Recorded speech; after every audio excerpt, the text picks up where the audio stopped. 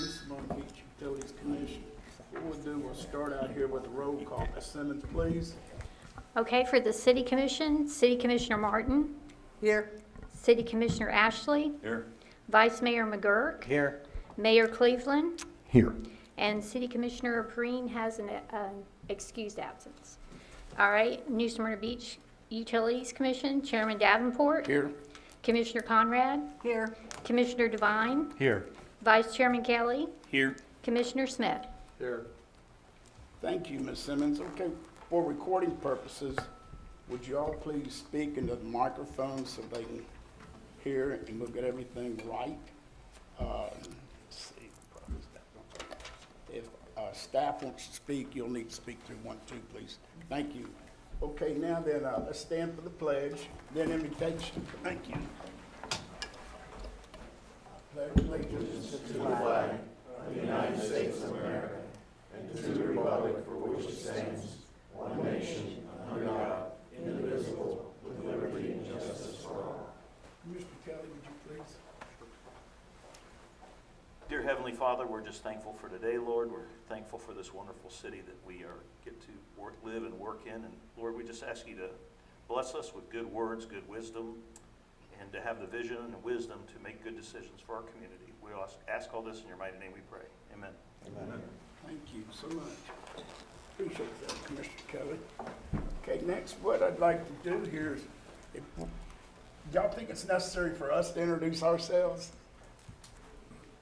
Boy, your names are in front of you. I know everybody, but I think the staff, I'd like to get them to stand up over here. They're so important, and introduce ourselves if you would. Very good. Please, if you would, our staff stand up and introduce. Thank you. Hi there, I'm Laura Callahan, I'm the IT Director. Dana Hale, Director of Water Resources. Julie Bouillard, Director of Engineering. Michelle Lago, Compliance Manager.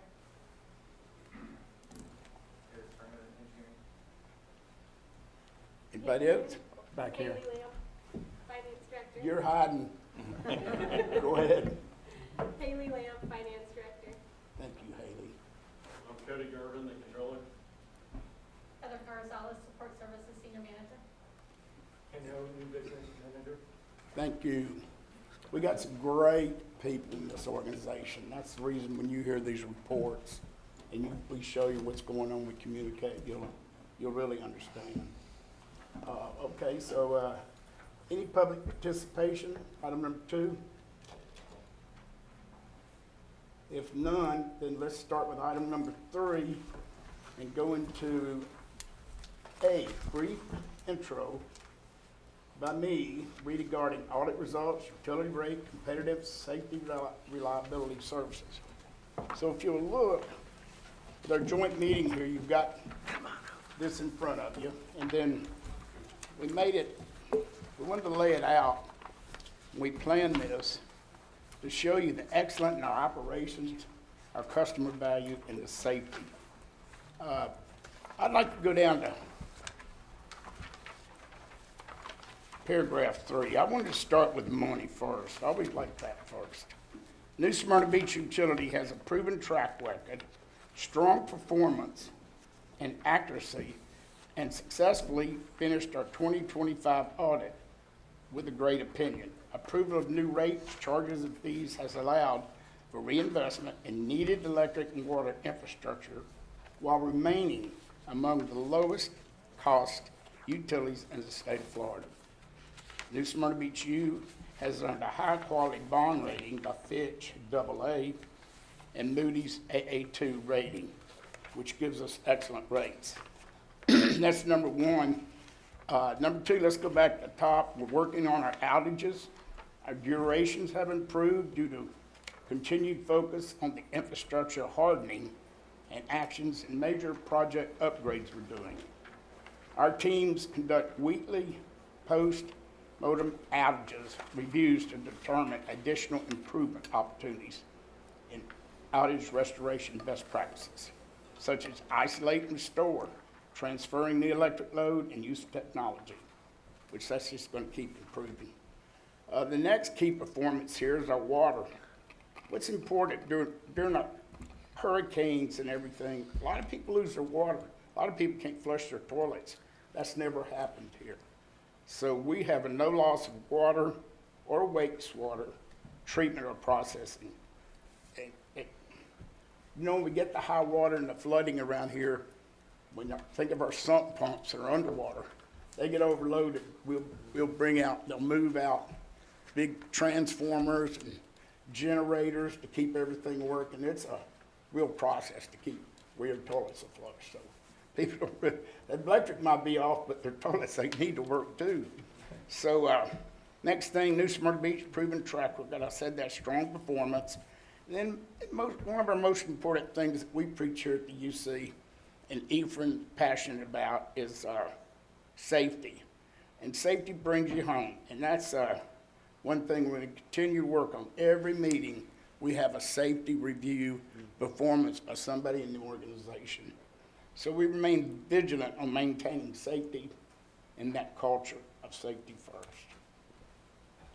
So that's covering a little bit of the general part of the UC. And then turn the page there, our electric rates, we wanted to show you after what all we've done, and we modified the budget and we came back to you, our rates are still the second lowest in the state of Florida for all electrical utilities, even with us having a rate increase and doing what we're doing, coming up with this money to improve infrastructure that we all want. You just can't say enough about Ephraim and Cody and the way they, as we said, go back there and sharpen that pencil and come back out here again. You know, thank you, Ephraim. Good job, Cody. It really was. And to the board here, we put a lot of time into that. Okay, next, turn the page on water utility residential bill comparison. The state of Florida, we are number 3. City of Fort Orange 1, usage 2, and we're number 3 as far as our water utility residential bill comparison on 4,000 gallons a month. Just to give you an idea, even again with our rate increase. Then wastewater, we're number 3, the last page there. Number 3, we kept it. And then I put in the very back, we'll finish up the project WIN on the water softening our pellet project that we talked about that was, how many millions, Ethan, 42? So 42.5 million, and it'll be expected to be done in 2028. And it's what it did, Mayor and everyone, by the effort this organization put into it, it was limited, it needed to be either replaced or another way to go about it. And we came up with this water pellet. How many years did we test this service before we did it? I believe back in 2019, 2020, we did a pilot. Right. This is the largest use of the pellet softening within the state of Florida. And it's gonna extend our water 50 years, that plant. That's huge, you know, for 35 million. If we'd built a new one, well, we didn't even want to talk about that price, did we? Correct. So anyway, that's what I wanted to show you. It's coming along, it's working great. So any questions in any area right there we just mentioned? Anyone? Why are we so good? How do we do it? You got people sitting at this table like you and me and Jeff and the mayor, all of us work together. And we work hard to make it. Well, if I were Deltona, I'd be embarrassed. I mean, What about Edgewater? Did you look at rates in Edgewater on the water? Significant. The highest What do in we the do state. different than Edgewater? So Ephraim, load us up here. You've talked to me before, but for the crowd, say something about your spot market buys and your spot market sells. Educate us all about how you can be the lowest in town. So on the electric side of the business, we have very good contracts on the purchase power that go through 2033. We do buy some power in the spot market. Operationally, we are execute as well financially and operationally. So we're constantly looking at how we can do better than what we've budgeted. In 2020, we did an electric and water modernization study that then identified the projects that we should implement over the next 5 to 10 years, and we're actively pursuing those. The pellet softening one was identified. On the electric side, the AMI, a lot of the, as Chairman Davenport referenced, a lot of the technologies that we're doing on the engineering side, how can we better operate, isolate and restore, what technology we can put in that helps us identify where the outage is and restore it even faster. So but we're always looking at it, since we don't have unlimited funds, you never want all of your metrics to be all green. You have to balance it out between the cost and the cost benefit of it. And that's what we're doing. So we definitely want to improve on our outage duration. But that's why we also implemented the use of technology with the AMI. So now the customers don't call in to tell us that they're out. The system will tell us that the meter is out. So that's one. An outage management system that we collect that data, as he had referenced. We do a post-mortem outage review every Tuesday for electric and every Monday for water. We're constantly looking at how can did we have the appropriate response to restore those customers? Was there any unique circumstances where we could have done better? So we're always taking that information in. So for example, our director of electric, we have some significant some action items that we're following up on that it's incidents that have occurred that we can then learn from, and then we have subgroups that then go execute those, identify the solutions and implement them. I think what's really impressive about these numbers is, as Ephraim mentioned, these include the rates associated with the $80 million bond that we've issued now. So that these rates will go out for another 4 years is where we have communicated, and that incorporates this long-term bond that we have. And that is strictly focused, I shouldn't say strictly, but predominantly focused on reliability of the network, which is good today and will be even better in the future. Quick question. One, I know the bond is for the water treatment plant, but what else in the network? There's, I would say, at least 20 different initiatives under that 80 million. And part of the water treatment plant was funded in previous years. That's been under work for, I think, maybe 3 years now. I don't know if we want to go offline, or you want to highlight a couple of the other major capital improvements. But okay, here we go. And yes, so what you have, the water treatment plant pellet softening is 31 million. Silver Sands water main replacement, so in conjunction with the septic to sewer work that we're doing at Silver Sands, we're also replacing the old outdated water main, so that's 5 million. South Causeway subaqueous, which is huge for us. That is the service between here and Beachside. That's 12 million. So it's not just pellet softening, it's a number of other lift station upgrades, well rehabilitation, substation improvements, a new substation on State Route 44, and then finishing up the AMI meter replacement. So it's not just water, it covers the whole business. I appreciate that. And when Commissioner Devine used the word network, I immediately thought of the electric network, where we are not putting in that third leg to give as much redundancy as possible. And everybody, at least on the commission, knows how I feel about that, but just checking. We aren't keeping our rates low and foregoing some maintenance, are we? No, so that the way that we're able to stay ahead of it, if we were foregoing maintenance or some of these major capital projects, it's always hard to catch up. If you're reactive, it's extremely hard to catch up. As as Commissioner Devine indicated, that 80 million is what we need to run the business. So now, could there be other projects that we'd like to do? Of course there is, but we're always looking at, every year that we do our capital budget, we do a 10-year budget that we review and update every year. So it's always reprioritizing for that cost. We always want to balance out the cost with the improvement, and then what's critical for the system. One of the most critical items on here is that South Causeway subaqueous, because that is ready to go. We had an issue a couple of years ago where it was out for, I'm gonna say 8, 10, 12 hours. It was out for an extended period of time. We are currently able, depending on the weather, we would be able to transfer the electric load if an incident were to occur in the interim until that South Causeway subaqueous is complete, which that'll be 2 to 3 years. 2 years. So but we're actively have already started on it. It's been approved and we're proceeding. So, Mr. Davenport, Sir. you as the chairman have done an amazing job also getting the word out, because it doesn't take long before you get a text if the power's out. They say, okay, our estimate is blah, blah, blah, and you always beat the estimate. Brilliant work there by scoping our expectations for longer and delivering sooner. Love that. And that it's so quick. We know relatively soon after the outage when it's coming back. I'm not sure that we scratched Commissioner Ashley's itch on the how.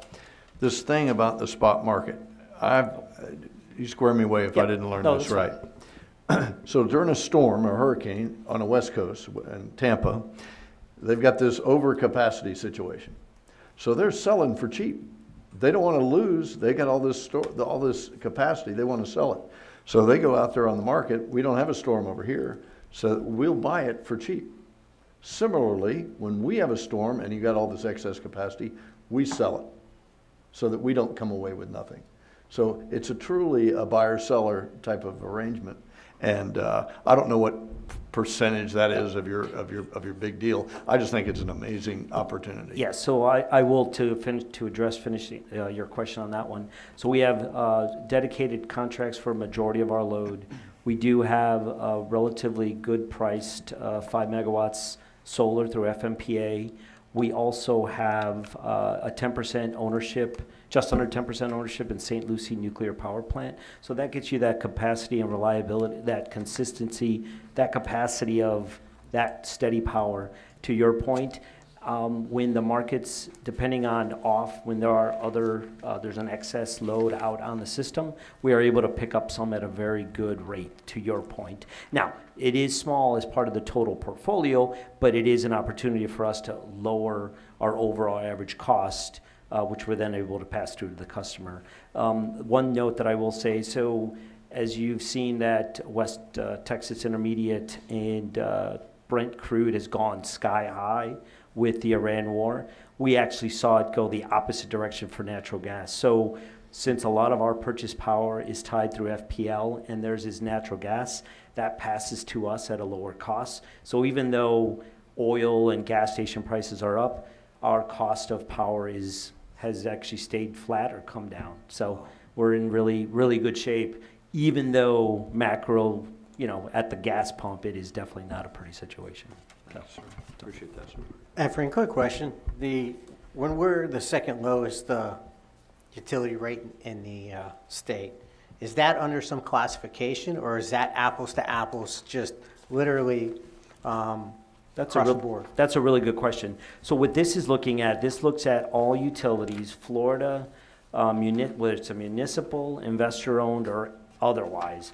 The standard is 1,000 kilowatt hours per month. So that's what it's based on. So when you look at that, that's how they keep it fair playing field. Now this is just Florida, but it is all the utilities. And if you see at the very top, municipal is the darker color, and then investor-owned is the orange. So you've got Duke, you've got FPL, and then you have all of the other Florida utilities. So it is a common denominator in the sense of looking at it 1,000 kilowatt hours. And these are all public rates? Yeah, they are. It's not, we belong to some entity to get these rates. This is Yep. all public that can be verified. Well, it's all very impressive, and the leadership out of here is fantastic. And for our rates to have been consistently this low, especially with all the work that you've done and the upgrades you've done, it's amazing. Thank you. And it's the team, realistically, the directors and everyone else on staff, along with the guidance and strategy from the commission. I'd also like to make a comment on the gentleman sitting right here, Chairman Biedenbach. Chairman, you turned out 9 years on this board. He did a lot of leadership regarding getting us to this position. That was my mentor right there, one of them. But anyway, good question there. What's interesting, what you just pointed out, the orange, look at the investor-owned. Thank goodness we're not with Florida Power. Look at Duke Energy. Look at their rates. Tampa, holy cow. If you're an investor, is it a good investment? Yes. It is. That's a good point. Yeah. And you bring up a good point, Commissioner Ashley. We don't have shareholders, so anytime we do better than budget, our expenses are less than the revenues we're collecting. Really, it's really the difference between the revenues and the expenses. That just gets reinvested into the infrastructure, electric, water, wastewater. So, whereas the investor-owned utilities, they have to satisfy their investor needs. A couple of more just basic questions. I'm assuming when we talk outages, we're talking storm-related? It's really any outage longer than a minute. So whether it be, if it's blue sky, rain, lightning, it's any outage. Hurricanes is different, but this is non-hurricane time. What would be a couple of typical non-hurricane outage problems? Like, what's a blue sky outage? I don't know. You'll have Mine was 2 weeks ago, I was out for 3 hours, lightning, and I checked in. It's really cool too. I called down, give them your address, they told you.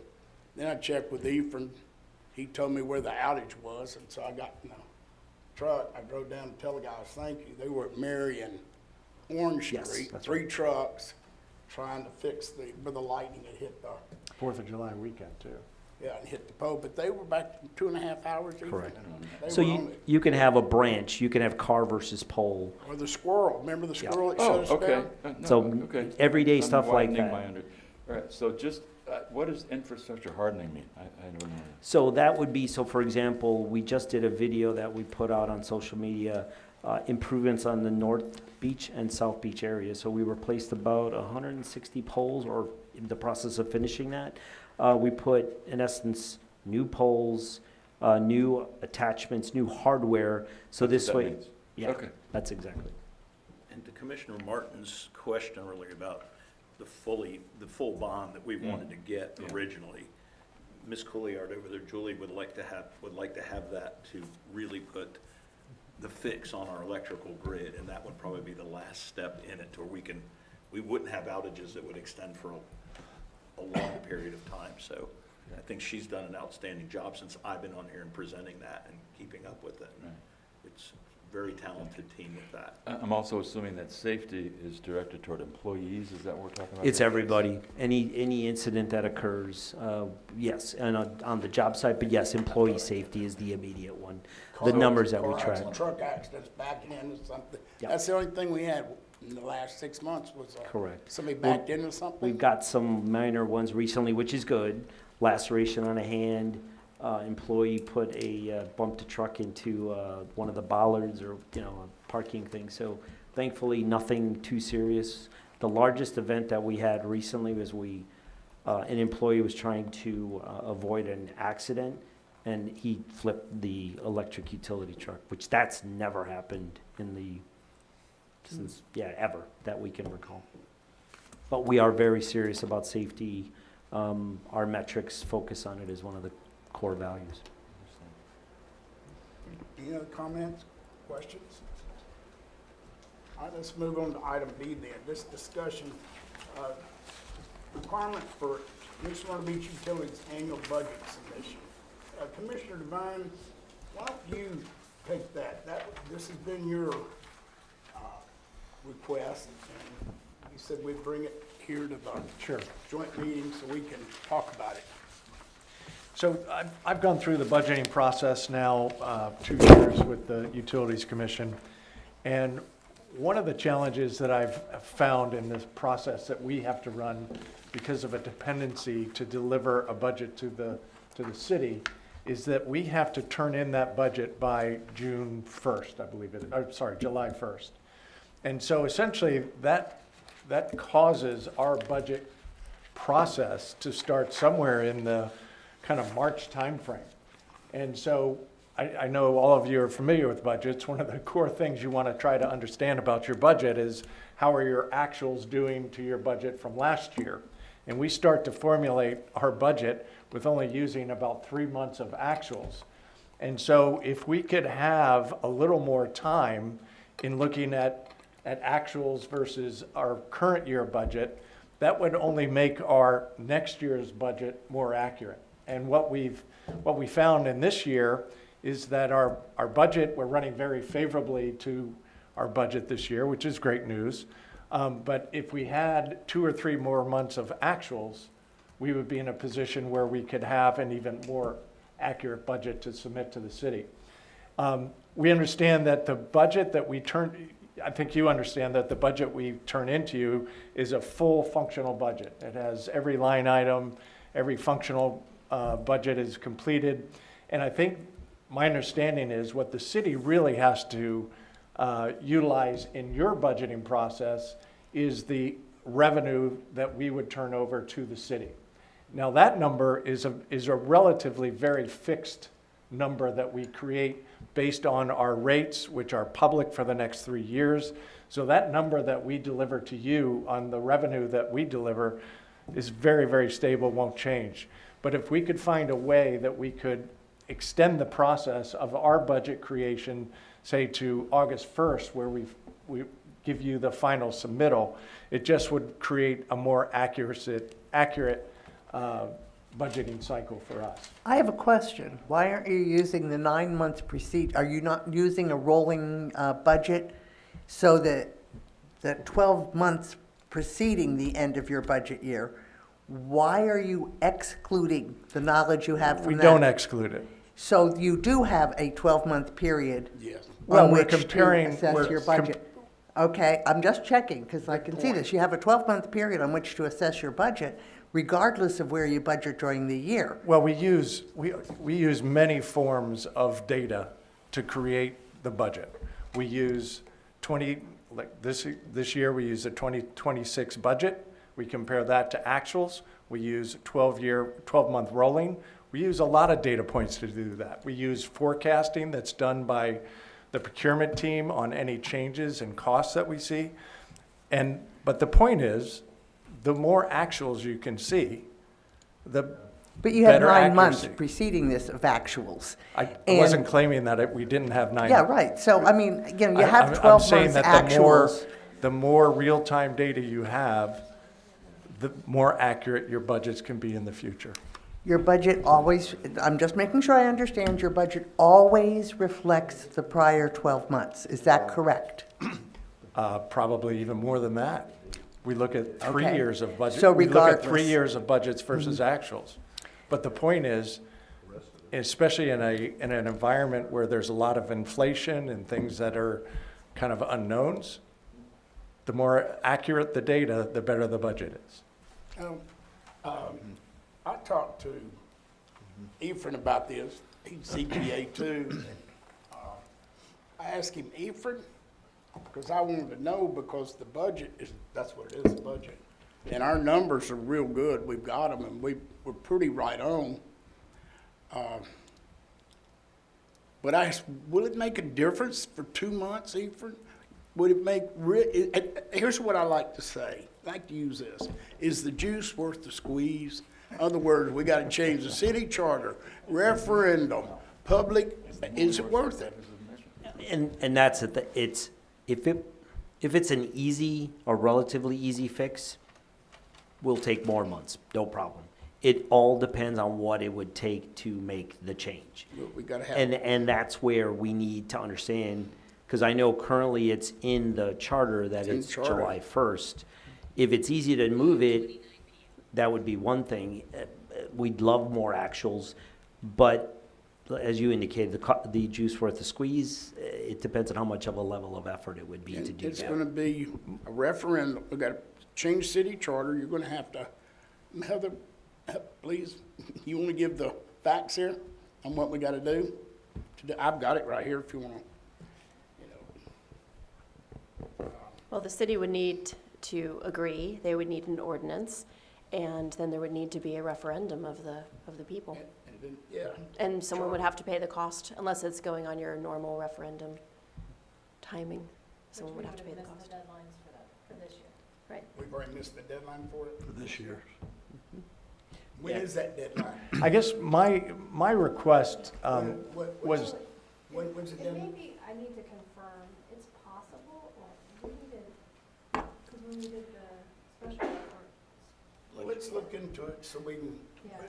If I Also, could. if you don't mind, let's have the manager, city manager, confer with our director of finance and see what the impact would be there. Because you want it, I always like to help because you want it. I understand the rolling budget, I understand a variety of inputs to that. The rate setting, I think, does the rate setting for the public come at the conclusion of the big budget or at the very beginning? So right now, the rates are set for the next 4 years? Yeah, I forget. So it's already set. So there is really no change as it relates to that aspect. So the budget is separate from the rate setting Yeah. process. Say some more, Commissioner Martin's point's good about rolling 12-month. And so help me there, Commissioner, with how much more accuracy do you get? Question one. Question two, how have you done in the scorecard for the past 10 years? Is the actual pretty close to? No, it isn't. It is not. That's what's. Thank you. Say some more, please.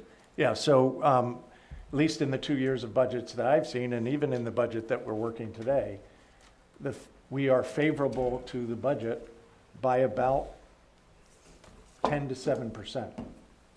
And so in that budgeting process, we're maintaining the outlook for the rest of the year, and we're not recreating budgets to that lower run rate, because we just don't have the confidence that there aren't some unknowns out there. So that's what occurred last year, that's occurring this year, and that's what triggered the thought to, well, if we just had some more actuals, maybe we could do something more accurate with the budgeting process. Hey, Jeff, for clarification, you get it to us on July, or you gotta have it ready by July 1st. You said August 1st. That's 1 month. I think the dates are, What what are the requested dates? He's looking 9/1. 2 months. 9/1. September. July the 1st to September 1st. Oh, Yeah, so you're requesting 2 months? two From additional July months. to yeah. September? Okay. Which, on the UC side, that means, we've gone through, on the UC, probably 2 reviews of the budget that start like in March, April, and then it's iterative, and then finally there's a budget at least probably a month before it gets submitted to you. So we're utilizing fairly stale data, if you would, as that budget becomes more concrete and submitted to the city. Okay, but in the 2 months you feel would be that a significant difference, or what is the significance between July 1st and September 1st? Well, I think in my experience in working through this year's budget, we see the underrun and we say, well, let's not reset the budgets to this underrun because we just don't know what's going to happen throughout the rest of the year. So I think there would be a greater confidence that we could, get the budget to run closer to the actuals, which I just expressed. We've been favorable, which is good. I'm glad it's not the other way, but we've been favorable for the last 2 years on this budget versus the actual. And if what I was really requesting in this is to see if there is not some language in the existing agreement between the 2 entities to see if we could turn in some form of this budget in July, and the team continues to work to a final budget by the September 1st. So what about, and I'm just kind of shooting off the hip here, if you followed the same procedure to avoid having to go through charter changes and that kind of level of detail, and is there some sort of report that you can generate later in the year that would give you and us that data that can simply just be compiled by your staff and then submitted to you, your board, and the commission? The team does a fantastic job of giving what we call the outlook for the rest of the year. And that's how we know today, when we're creating the budget that we're creating, that we are favorable to the budget this year. But we only create one budget, and we can't create multiple versions. You can update an outlook, but you can't have more than one budget in a year per our kind of bylaws, if you would. So you're looking, so, and I apologize, so you're looking to get the official budget to us later for us to vote on that? Otherwise, Yes. that's the key to You- what you're You don't saying? vote on it until then, I understand. is but my that's- understanding. And there's only one number you need from the UC in your budget. And that budget, we can give you with high accuracy, June 1st. We could give you that number today. It's really based on the rates. And those, as we said, are not changing for the next 3.5 years. But then Mike, can I- also, your budget, we send our budget to you, and then you have to review it and approve it prior to your budget, correct? So your budget is like, I see when y'all said all day long, I've watched it several times, when everybody's making the presentation, you're getting ready. That's in August, I think, but yours is October 1st, right? Yes. So that's gonna be, We just had our first, we just did. just did, yeah. did our first. So why don't we do this, Kevin, Neef, and everyone? Why don't we do what you suggested, Mayor?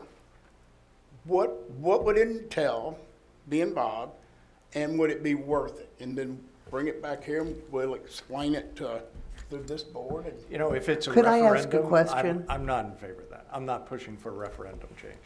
I'm just seeing if there's existing language today that we could do some version of a hybrid that would give us more of an opportunity to create accurate budgets. And my question is, if you know that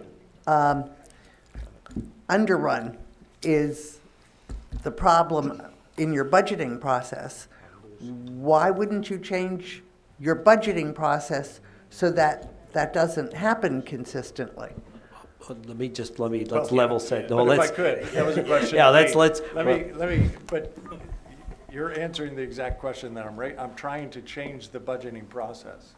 That's Well, we're just exactly getting what the we're. date, we're getting the date different, but we're not understanding, we're not talking about how the underfunding has been dealt with.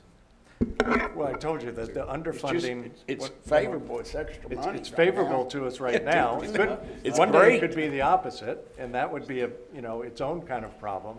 But today, in the last 2 years, it has been favorable, which is great, but there's a reluctance to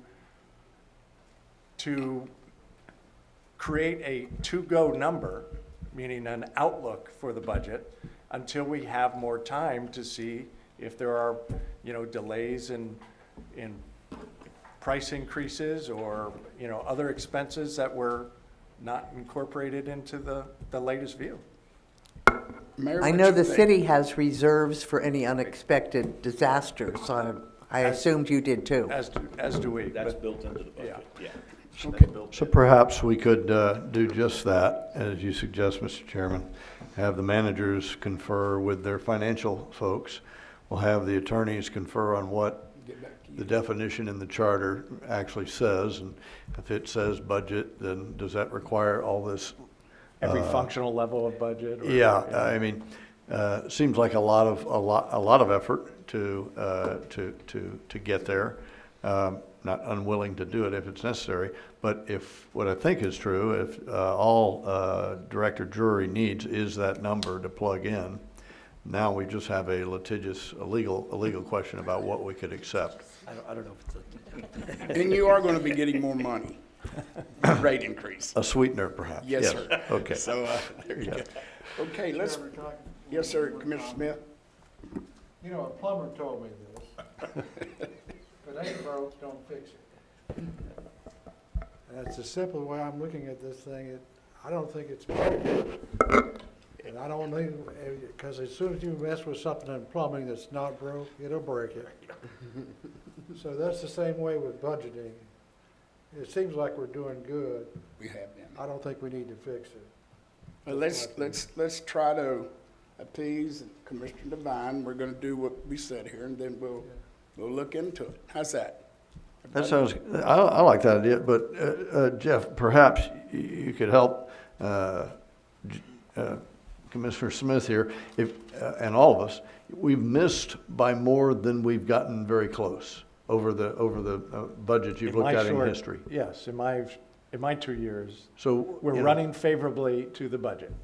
And And have consistently? Yes. Yes. Okay, But well, for 3 years. all right, not forever, I got you. I love if it ain't broke, don't fix it. I love that a lot, I live by that. But if accuracy is important because of opportunities missed, then help tease that out of what that means to your operation. What, hey, here's what I would do differently. Would that 2 months make any difference, It's a forecast. A budget is a forecast. So it's an educated guesstimate. It would be nice to have more data, but it's still a guess. It truly is. We do not budget for storms. Sorry, we do not budget for hurricanes. We budget for none of that. So we did have one last year. The last one before that was Milton. None of that. We never budget. We don't have a pot just for that. I say here's an X amount for storms. We budget every department, and what we've shown the commission and what we've discussed is we do a bottoms up, and then we do a top down because we compare it to the rate study results. Now, yes, if there is either massive favorability or unfavorability, we're constantly looking at it and challenging it. Every department has justification for why it's selecting the number. If it doesn't look appropriate in those challenge sessions, we adjust it. So, but at the end of the day, it is still, overall, it's an estimate. But we do, let's talk about that. We have a storm here. We've got money to take care of it over. Correct. I mean, we've got money. So Yes, I we've don't got want the anybody funds. Yes, we've got the that. funds because we operate with existing funds. That's right. And we get more money because of FEMA. Well, we get it once we submit for the reimbursement, right. which we've been very successful I at. didn't want anybody to think we didn't have money for some storm. Yes. I guess just one last comment on, don't touch it if it's not broke. If we had the opposite problem right now, and we are underrunning or overrunning by 10% the last 2 years, one might ask the question, well, why didn't you get your budget right? Why wasn't your budget more accurate? And a possible answer to that would have been, well, we only could create the budget using 4 months, 5 months of data, and there was things that we didn't anticipate that happened in the second half of the year, and that's why we overran. So we have a favorable situation right now that we're underrunning, but just because it's favorable doesn't mean that the budget shouldn't be as accurate as possible. Okay, let's move on then. Any comments or questions? All right, let's go to C, if you would. This is an update on we wanted you to know about this revenue bond note for Series 2026. Ethan, would you speak to this, please? So we're trying to let y'all know everything about it, our money and what's going on, so y'all are up to speed with us. So in your packet there, the NSBU bond project, so that's the presentation, and it's actually on the screen. So we touched upon it a few minutes ago, but the $80 million bond issuance and the cost of that debt has been factored into the rate study. So that's on slide 3. It just talks about how we do the budgeting, the 10-year, we do it every year. That 10-year capital plan is $176.9 million. Funding includes the $67 million bond issuance. Well, it's a total of 80, but we would have already spent $13 million between the AMI project and pellet softening. We did, since the bond market right now is rather elevated due to, or the cost of money is elevated because of the Iran war, what we did in the interim was we got approval and received a short-term line of credit from Bank of America, which is probably 2 years, 1 to 2 years for $60 million, and we drew down $45 million. So even though the bond market was not favorable to issue because the rates are higher, we are getting the line of credit is at a lower interest rate. We are actually able to invest the money as we're drawing it down, but we're able to invest the money greater than the cost of the current interest on that line of credit. Now, if we would have issued the bonds today, that cost of money would be much higher because right now what we're seeing in the bond markets is the issue with the Iran war. Once that gets resolved or that threat drops at some point, then we'll be able to enter the market. Now, on the flip side, the line of credit is a short-term vehicle. So that'll be a couple of years, but that ideally should give us an adequate amount of time to then transfer that. We would then pay that line off and then issue 80 million in bonds. And, So it's a good interim measure till the markets calm down. But the cost of that debt, either as a line of credit or as bonds issued, is already covered in those rates. Quick question. What prompted the new 44 substation? That would be so as the developments start to, so from a strategic planning standpoint, water, wastewater, along with electric, as we get aware of these developments further west, the planning that Julie's group, Kenny and the folks, that came up, we need to do that, but that's gonna go along with that development. So that'll be within the 5 years, I believe. Thank you. and then, Efren, on that money, we've got Plan B, that we can have an extension on it too. with that. Oh, yes. I mean, yeah, we could work. We met with a banker at Palm Beach, a great guy, and he said, "I'll loan you more money if you want it." And I said, "No, sir, we don't need any more." And so, good guy. So we got that covered, right? Yes, we do. Okay. Yep. So we're good for the short term and the longer term. And what we're just trying to do is do as good as we did, and what year was it? And we got that 2.29 interest rate? Yeah, so in 2020, when we did the bond issuance, and that was right after the markets unfroze, we were at 2.76 all in total interest costs. That will not come around again. But we're trying to be fiscally responsible. Yes. As you can see by watching every move we make with the money here. Correct. And the board's great at watching it too, every one of them. So I'm slowest guy here at the table, so sorry. We knew we had the CIP, found it was gonna be 80 million, and the original plan was to issue a bond. Correct. What was the change in the landscape that said, uh-oh, I can't do the bond, and this stopgap measure happened? I might have missed it. Yeah, no, that's so early April, right when we were ready to issue the bonds, I think it was April or March, then the Iran war started. So ideally, we're always trying to look at the best entry point. So we were going along pretty well, and the line of credit was really almost a non-issue. We just wanted to go straight to the bond market.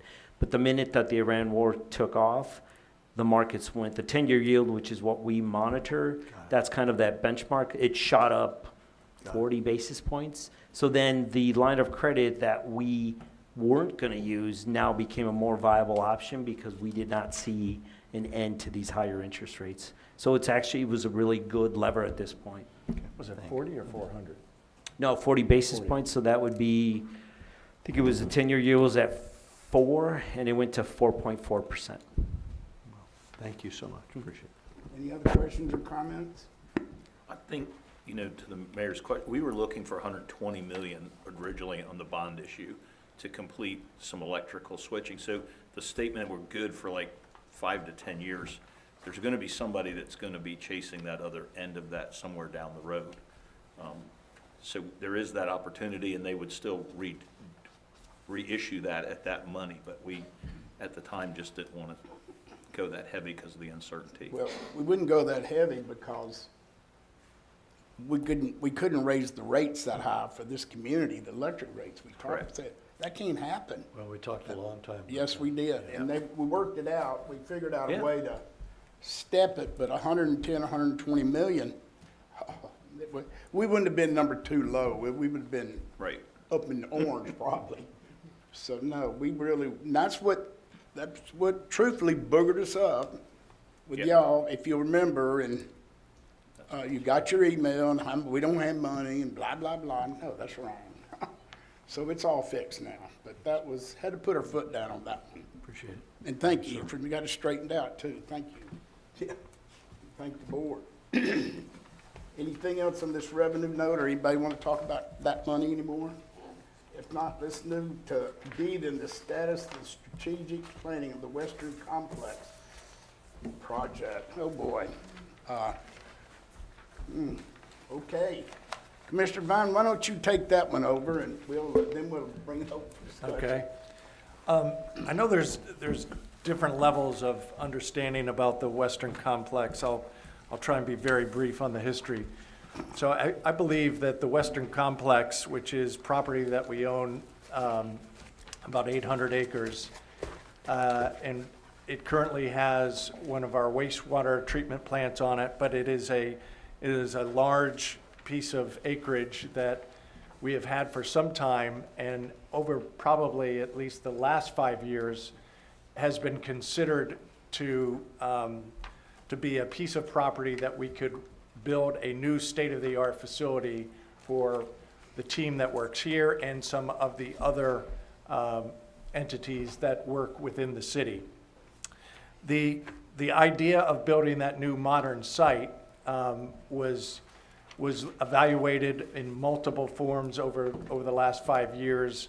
Some of it using what I would call a DIY, do it ourselves, where we would buy and sell real estate that would get us in position to be able to build the new building by selling the property and then exiting canal, to developer partnership models. And so over the last, I would say, 6 months, we have, as a Utilities Commission, come up with an approach that breaks our position on this into 4 phases.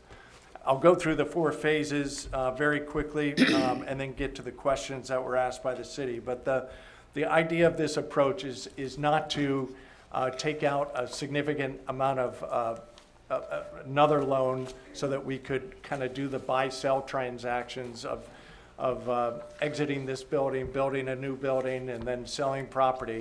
It's to work with a developer. And so we agreed on the developer model, is what we call it.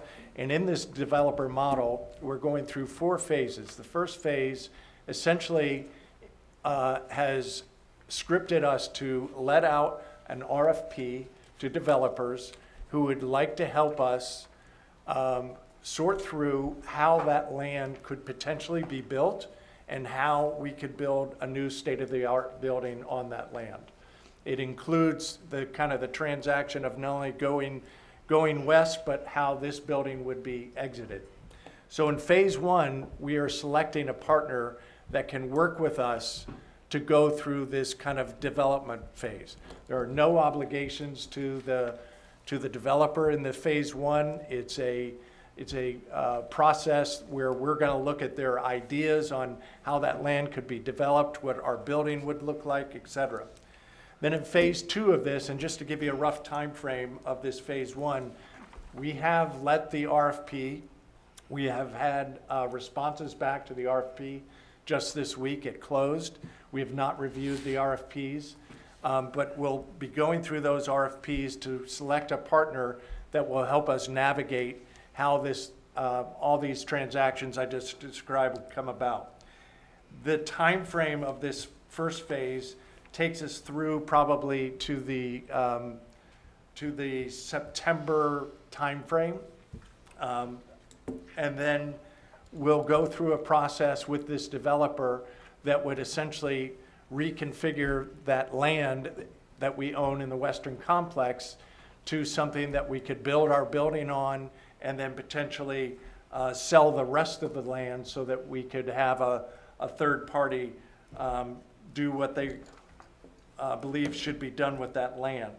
So the time frame of phase 2, and this is, again, phase 2, we relook at the land, decide how it's best used, and put ourselves in a position where we would sell that land and come to a contractual agreement with a developer that would build our new state-of-the-art facility. That would give us lots of synergies and cost savings as we look down the road of 10, 20 years. And then the final 3 phases are the execution of building the building and then turning over the rest of the land to a developer. So that's the kind of the backdrop of what we call the Western Complex.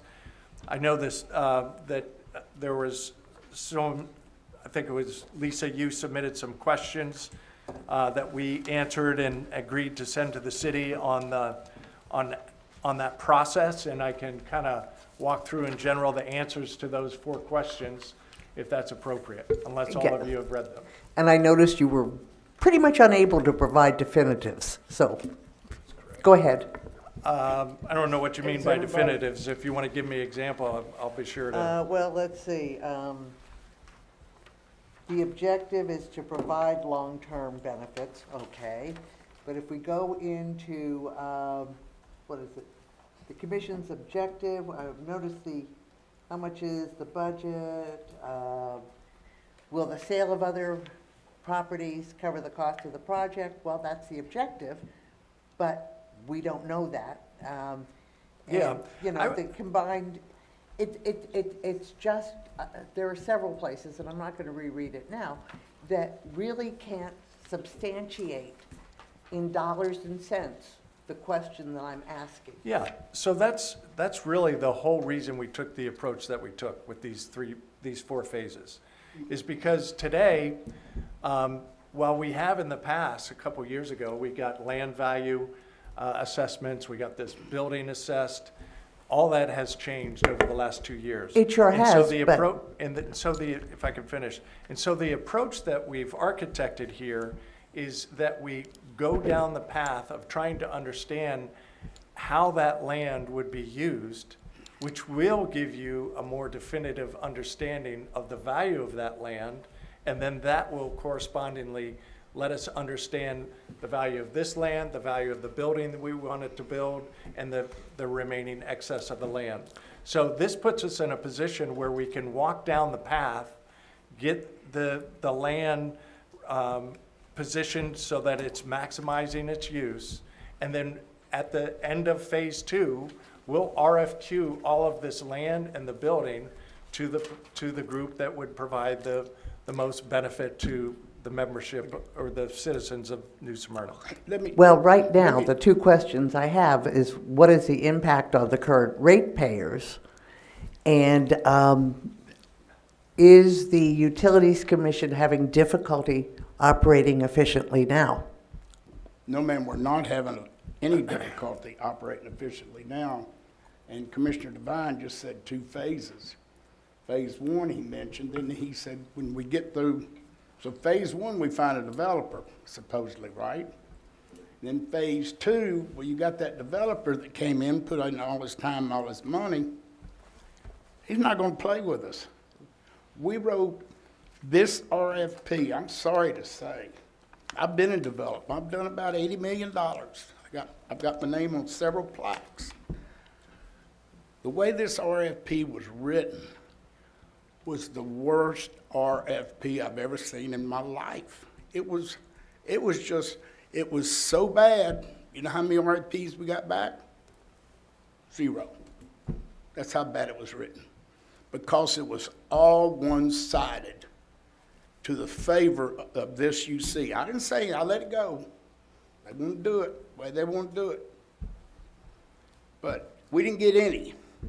And a response, Are you talking about this RFP? we didn't get any. We got 2. No, we didn't. Not at all. Yeah, we did. Well, we got one is a service contract that we'll pay them $300,000 to consult us. That's one. And the second one was from Sunterra, that told us why they weren't gonna give us an RFP, but what they would do it the way they said in April of '25, which this is the way I think it should be done. And the way it should be done, in my opinion, is the same way I've told you, Mayor, in the past at Ephraim. When Dr. Fishkind gave us that report that we spent how many thousands on, 50,000? An extensive report, which he's done work for the city. Good guy, knows what he's saying.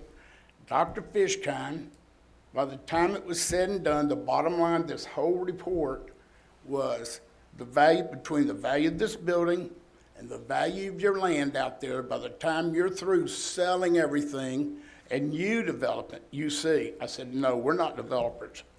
We're going to stay out of that. We're going to find somebody. No responsibility on this place for development money. So he said, by the time you're through selling all your land and this building, we were going to be still $10 million in the hole and still have a new building out there.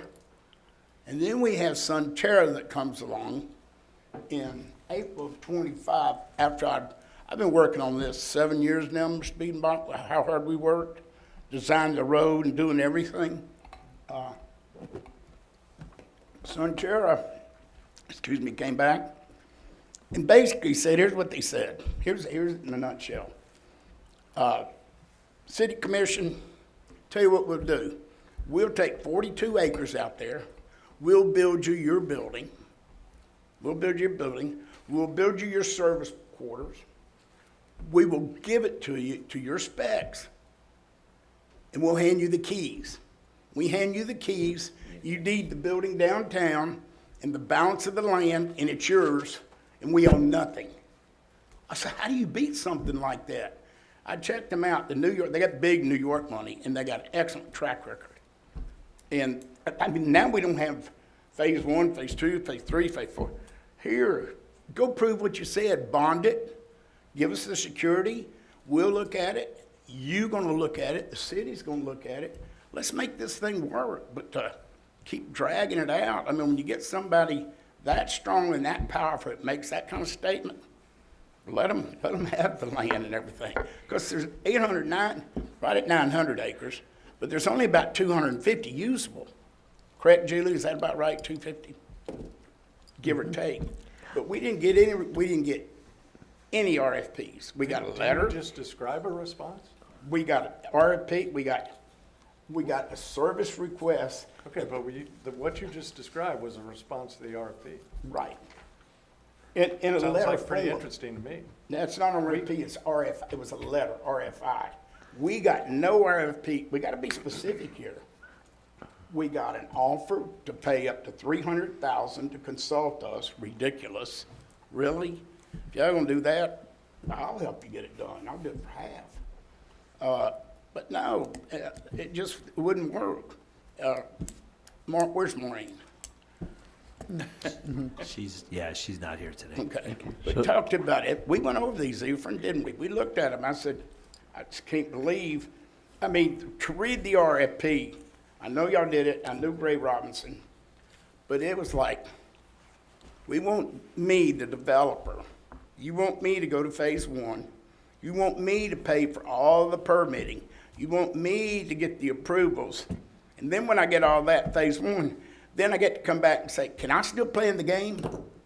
No, nobody's going to put up that kind of money. You're talking putting up hundreds of thousands of dollars to get this property ready. I know. So I just wish where we are an opportunity. I'm saying this in front of all of us. If Sunterra is this big organization, and we check them out, like I said, you see, and you, our city fathers, and the attorneys, and they got bonding power, and they got money, they got letters, and they've done their other projects. I mean, to do what they said that's the best thing you'll ever, if you show, there's something better out there, I'd like to see it. That's the best thing I've heard. That's just my observation.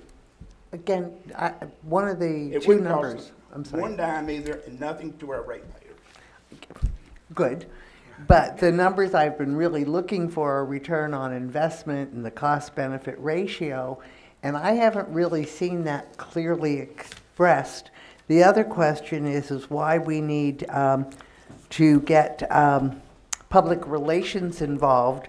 That suggests that perhaps the development would be so unpopular that we'd have to sell it to the residents of New Smyrna. I agree with you there. I don't think we need the public relations. You heard me on the phone. Where was I? I was in Spain on the phone, long distance, and I said, I'm against the public relations right now. We don't need to bring that up. We just don't need to spend that money. This thing's gotten really slowed down, though, and maybe that's not bad. But, So I know that I appreciate the in-depth feelings about a major step. And so, not that, the commissioners that are assembled here, we are not land development experts. We know the outcomes, and some have been favorable for our city and some have not been. Right. But I imagine that you in the utility business are probably similarly, this is not your main course. This is not what you do day in and day out. And you don't want to distract from what you're doing, keep the stuff that's not broke going down the road, and you don't want to be distracted. Got that one.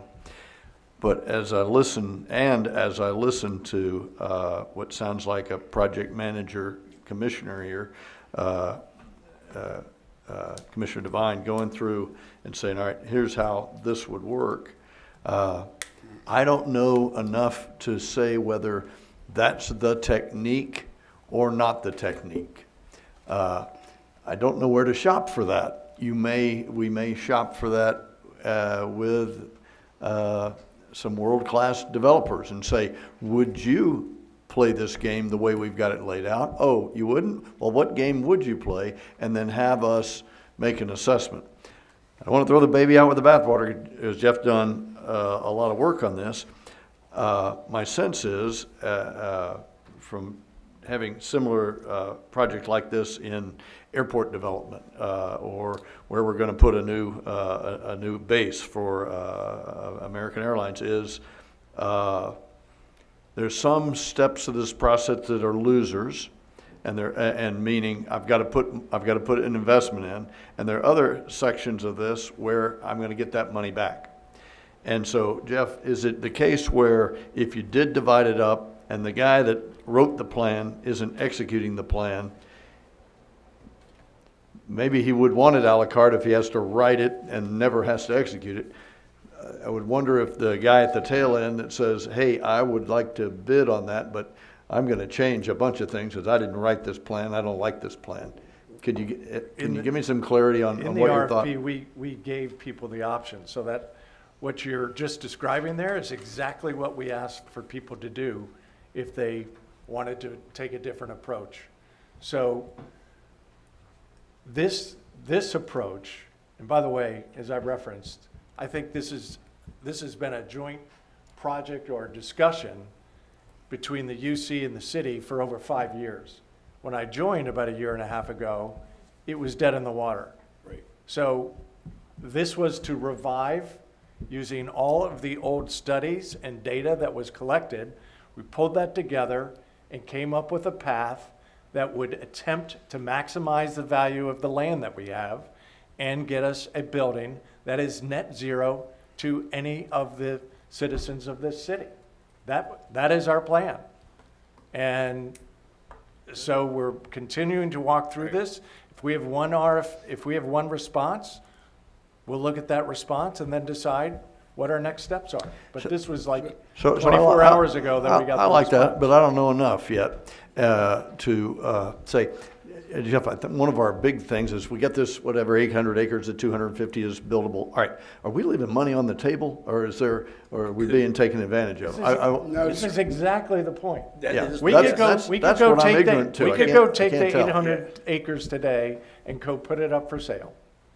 Now, the value we would get out of that 800 acres today, zoned the way it is, it's Nominal. it's It's nothing. agriculture.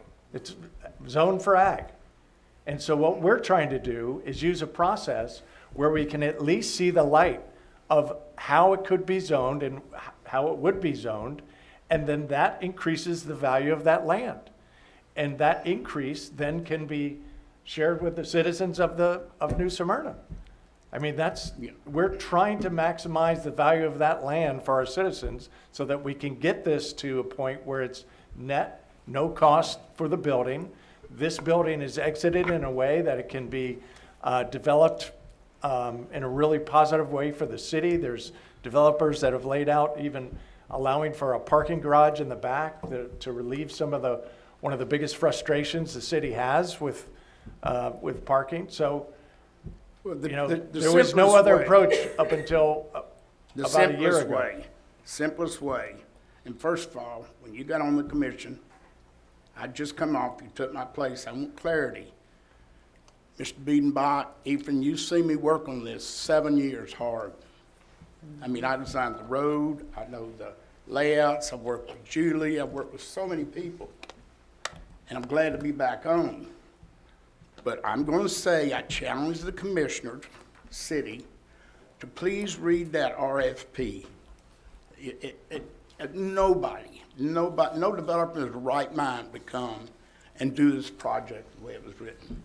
Buddy, though, you're correct, and the mayor asked, it was a dead issue. Not everybody's been around politics long enough. You know when something's not going to move forward, because I would not have voted to build a Western complex. Our fiscal responsibility is to power and water New Smyrna, right? We are not in land development, nor do we want to be, or nor do we want to take the risk.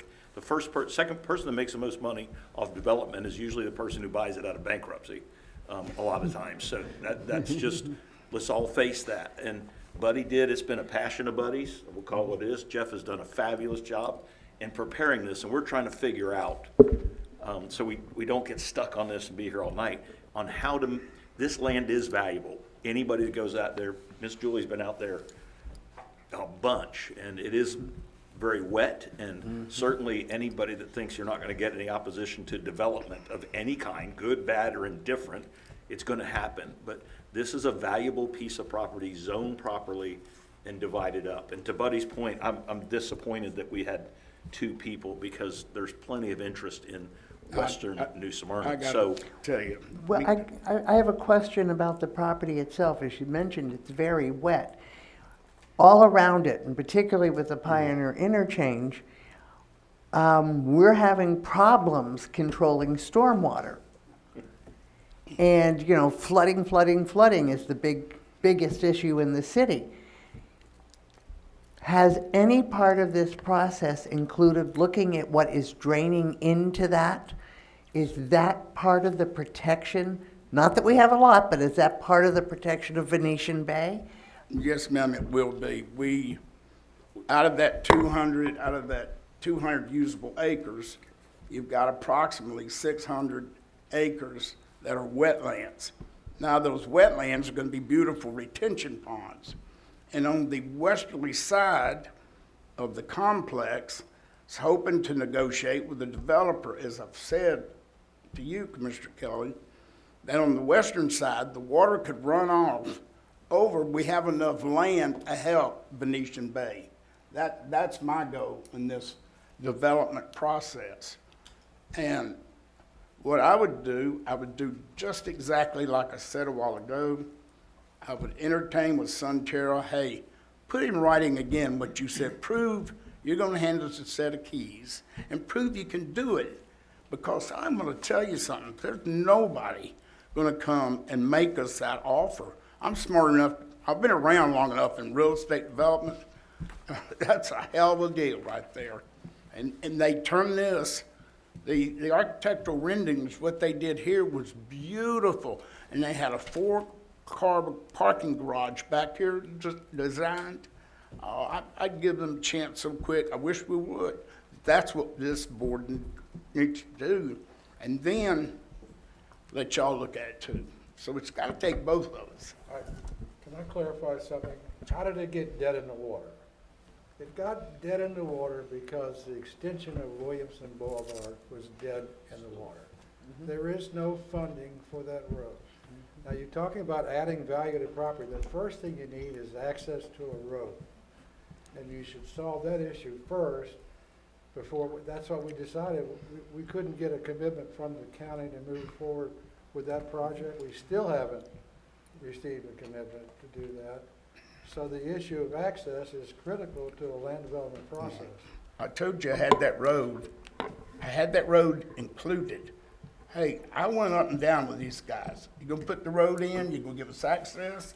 We'll put the road in, we'll do that. Prove it to us. We have nothing to lose to get them to put something in writing, nothing. I do know that I was asked this week, or, you know, Buddy, you asked about the TPO. I got a call from the UC and suggested that if the UC wanted to move forward on that, to try to get it through Shane Corbin, who's our technical. He's the one that introduces projects to the Transportation Planning Organization. So we're still, I don't know where it is on the list. It may not even be on the list at the moment We're not. in terms of projects. And they said they would put the auxiliary road in for us. Okay. You know, again, they're the only people. Now, we had one other a couple of years ago, didn't we? RFI that came back. And they hadn't done anything, but I think we ought to, next meeting, we ought to look and really talk serious to this Sun Tour and say, prove it to us. You know, show it, put it in writing. That's what I do. But We need to go through this process. oh, We're not gonna well, we just gotta jump go through to- the process, but we got emailed the two things from Debbie. The RFP, that wasn't an RFP, it was a consulting agreement, wasn't it, Ephraim? And then we got the letter, so that's what we got. Did you have something, Commissioner McGurk? Yeah, let me, just want to make some observations here, maybe a little bit of history. I want to tell you that I love the discussion that we're having. These are very difficult ideas and challenging. No one at this table is a developer. I like the discussion that we're having. It's an important discussion. We're going to have different people with different opinions and different ideas on how to always move forward. So I think it's important to look at this discussion we're having tonight as a healthy discussion. This is something that has been talked about for almost 20 years now. I think it's important that the Utilities Commission continue a path forward, working through the challenges that are being presented. And there's going to be challenges from beginning to end on this. There's more than one way to skin a cat. I think that there's going to be different ways that the UC can get this done. The best possible solution is not necessarily going to be the first solution. So I got to tell you, you can sit around in a lot of these rooms, and there's the little tinge of tension in this room is healthy. I think it's good. I think that too many times the other side of that token or coin is it's a rubber stamp. Nobody really buys in. No one gives strong opinions and healthy thoughts. And then everyone goes off, and if it goes off a bridge, everybody goes looking, or followed the person in front of them. So I'm really enjoying. This is probably one of the most healthy discussions that I've had on this issue. When you talk about the Williamson extension, just my experience, 20 plus years on TPO and transportation committees, just that road alone was a heck of a challenge. It has been designed, redesigned, thought, rethought. It's going to go straight. It's supposed to go straight from Williamson now, connect through New Smyrna, go down to Edgewater. That was the way it was going to go. Then it wasn't going to go that way. Then it was going to go that way again. And I got to be honest, last time that I checked, I can't even begin to tell you where it's at now. Glenn Storch, with one of the developments, was supposed to have secured a little bit of room. So, It's all designed. Hey, understand, Jason, buddy. do you remember? I know, I was going to Well, let me add to it. finish. Let me Yeah. finish. So, the point I'm trying to make is, it seems like for you all to know, I support the future expansion out west. It's going to be a challenge. I want all of us to continue in that direction. That may or may not be the direction that the UC board decides, and regardless, it's going to be a challenge. So there's a lot of things to work out. But what I do see is a board having healthy discussion with smart, knowledgeable, intelligent people, and with a great staff. And I think, I know a lot of the staff from just around the city, and everybody loves New Smyrna, and everybody wants to do the right thing. So it seems, the best I can tell you tonight is that I would love to see you continue to move in the direction of western expansion for the future. How exactly that's going to happen, when exactly that's going to happen, I can't answer that, and I don't think that can be answered tonight. And I think that there's been many valid and good points made by a lot of people at this table. Thank you, Mayor. Thank you. Yes, sir. You got something? Yes, sir. Commissioner Lisa, you wanted to get in there.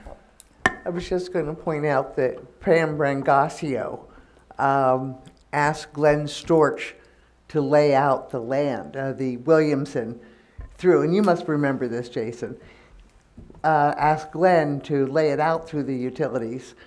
And it's interesting that Glenn then has the extension through Deering Park. So it's just an interesting. What we did on the extension, and I was adamant, if you remember this, Mr. Biedenbach, Ephraim, I don't know if you were here, but the county was gonna design that road. I said, no, not the county. That's our land. We're gonna design that road. And we did, didn't we, Julie?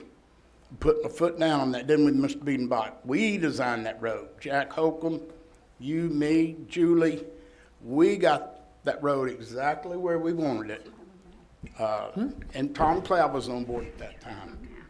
They wanted to do it, but we wouldn't let them, we did. So the road designed, so a lot of work went into that too. That took forever to get done. And like you said, it's gonna be a long road, and it's a great future project. And I said before I came off the board here to my board, I said, you know, we've been talking about this for years. And if we're not gonna do anything, let's do one of two things.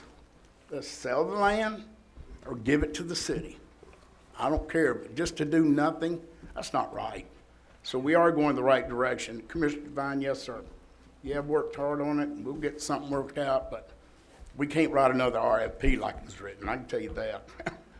So I favor everything you said, both you and Larry, about how hard a workshop is to do and how valuable at the same time, because you're not going to vote on anything, but it does surface all the unknowns and some of the knowns for two things, for a what and a how. And so we're still, I think we're 3/4 on the yes, this is the move, or no, it's not the move.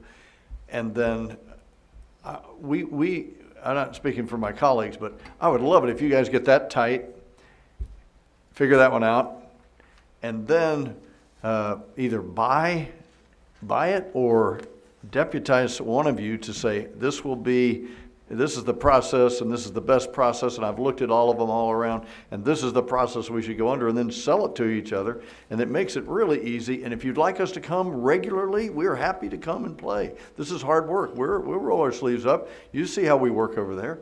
We will be helpful if it's helpful. But if it's just one more opinion, and you've already got, a bunch of you, I mean, I'm not sure we're going to add much for you. Exactly. So you guys get it to a point, and then let the two managers talk a little bit, and then bring it back as this, the workshop type form.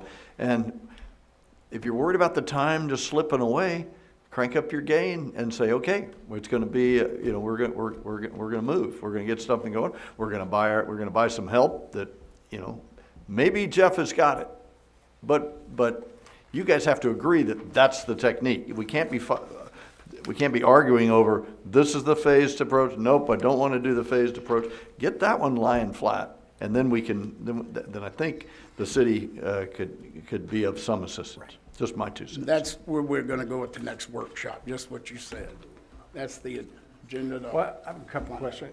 This RFP, every commissioner voted on it, right?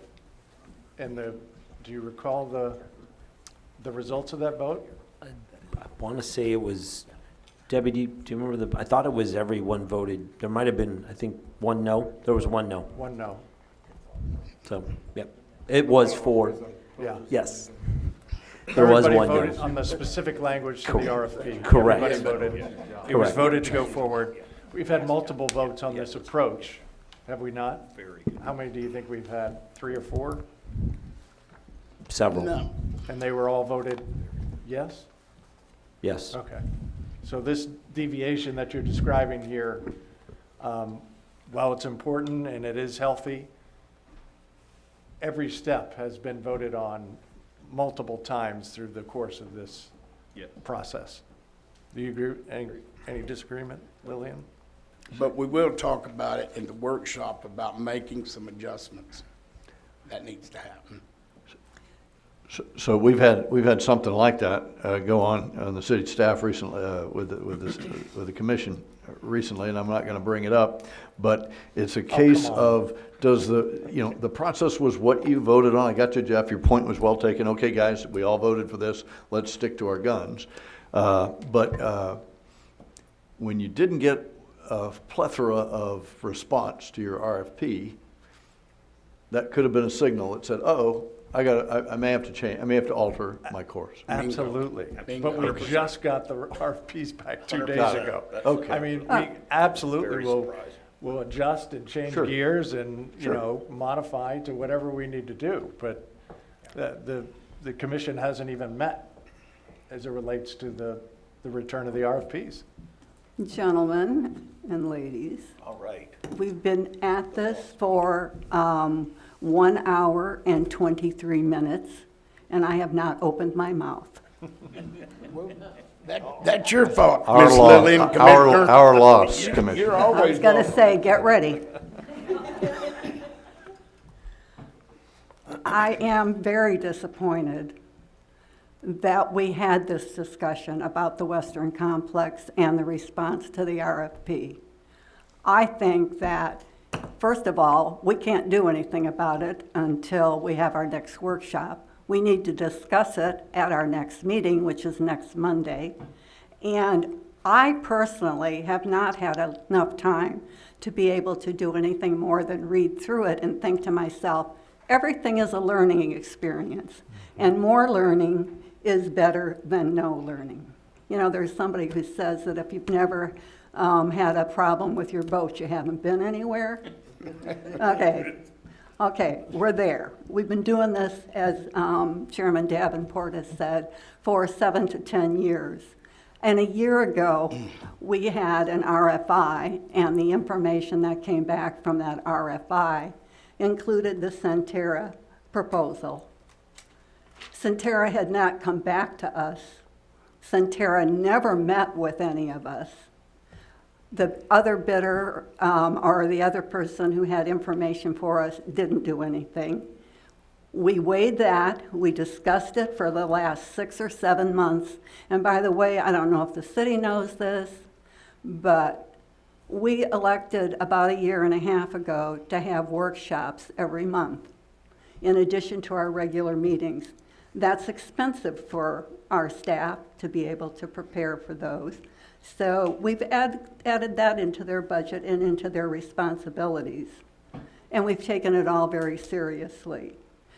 This is one more opportunity to use the information we got and be able to evaluate it and come back and say, okay, we got 4 to 6 phases. Oh, we ought to tweak them a little bit. That's what we do with the budget all year long. And I'll go back to that and say, I am disappointed we had to go through this without having a proper discussion before. But I do appreciate, as Mayor Cleveland said, the opportunity for the discussions that have been made by everybody in the Commons, and it does help us as we move forward. And we're not moving backward. And by the way, I sat at the last commission meeting, I believe it was, when there was an application for some variances on the PUD for, I think the property is called Ocean Gate, and where we've been talking about Williamson Boulevard, where they've just said they don't care about Williamson Boulevard. They're going to use Ocean Gateway. That's the road that they're going to use for that project. Now, will that actually happen that way? This is their third amendment to the land development agreement, and certainly is a change. And that project's been working for, I don't know, at least 20 years, maybe 22. So it's probably as old as the Western Utility Complex. Thank you all for letting me speak. Okay, that's 1 hour and 29 minutes there, Commissioner Conrad. You, great. All right, moving on to item number E, the interlocal agreement. Let's talk about that. I'm the one that brought this up, and I just wanted to talk openly with the commissioner. And basically what it says, it refers to the sale of this building and the sale of the property out west. And correct me if I'm wrong here, Ms. Ramos, but I don't like the idea that our commission here has to have a unanimous vote to sell the property here or out there. I would like, unanimous, everybody's 5-0. I'd like to see it be a majority for us. I wanted to bring that up because we could put all this time into this westerly project, have the money invested, and then get ready to vote, hey, we're gonna move forward, and one person say, no, it's dead in the water. That's the reason for me bringing it up, so. Carrie, is that in the charter to handle it this way? It's an interlocal agreement. Okay, so it's a contract.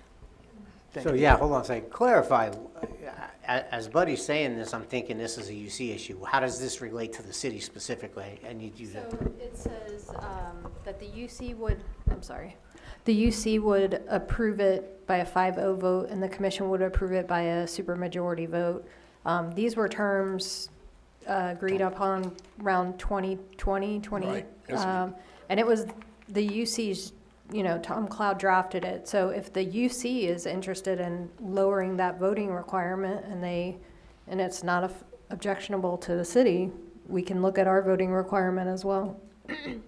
So this is, I'm sorry, just for clarification, this is done by resolution or by action, or how was this actually done?